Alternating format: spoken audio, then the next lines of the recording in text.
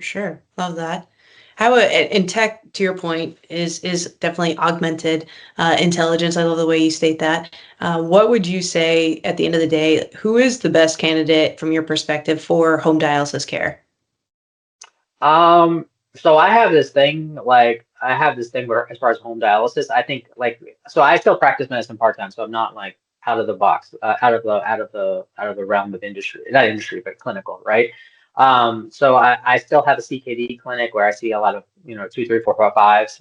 I have this understanding goal that you have to prove to me when I'm seeing a CKD 4 or 5, you have to prove to me why you can't do home dialysis, right? Mm, So I have this mindset where I'm like, okay, dude, you got to tell me why you can't. Otherwise, you're doing home dialysis, right?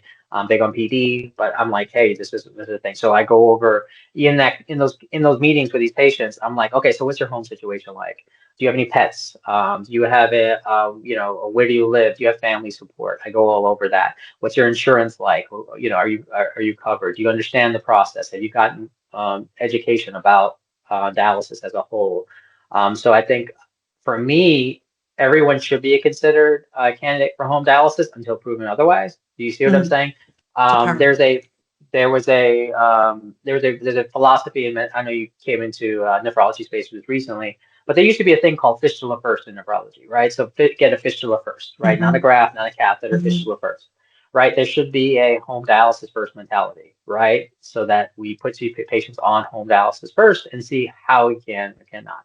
There's a handful of patients that I have that they give me an excuse where, hey man, I'm kind of struggling right now. I'm living from apartment to apartment with different people. Obviously, you can't do that as a home dialysis person. Or bad vision or bad cognitive ability, no family support. Obviously, you can't do home dialysis. So these certain patients stand out to me. For the most part, I think you can convince people to do home dialysis, or they could qualify for sure.